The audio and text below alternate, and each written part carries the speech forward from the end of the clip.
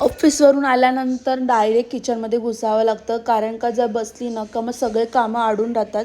त्यात मला आज हेअर वॉश करायचं होतं आणि ऑलरेडी लेट झालं होतं मला ऑफिसवरून आल्यावरती. बघू शकता मी 7:15 वाजता देवपूजा करत होती. सो इथे मी हेअर वॉश वगैरे करून झाल्यानंतर लगेच डिनर बनवायला लागली. डिनरमध्ये आज सिम्पलच बनवायचं होतं. माझं व्हेज ऑलरेडी रेडी होता. सो नॉनव्हेजमध्ये मला बनवायचं होतं मांदेली फ्राय, वरण, भात आणि माझ्यासाठी आज होती कारल्याची भाजी आणि चपाती. सो माझं असं डिनर होतं आणि त्याच्यानंतर मला लगेच कपडे वगैरे क्लिनिंगला टाकायचे होते. खूप सारं काम होतं ऑफिसवरून आल्यानंतर, पण इतकं प्रोडक्टिव्ह काम असतं ना की आरामच नसतो बिलकुल. त्याच्यानंतर आम्ही लगेच जेवायला घेतलं. बघू शकता माझ्या नवऱ्याला भूक लागली होती म्हणून त्याने आधीच जेवायला सुरुवात केली.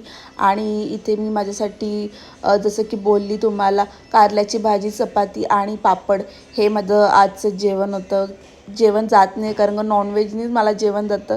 हा एक दिवस मला कसं तरी काढावाच लागतो. आणि इथे भांडी घासून आईस्क्रीम खाऊन माझा दिवस संपवते आज.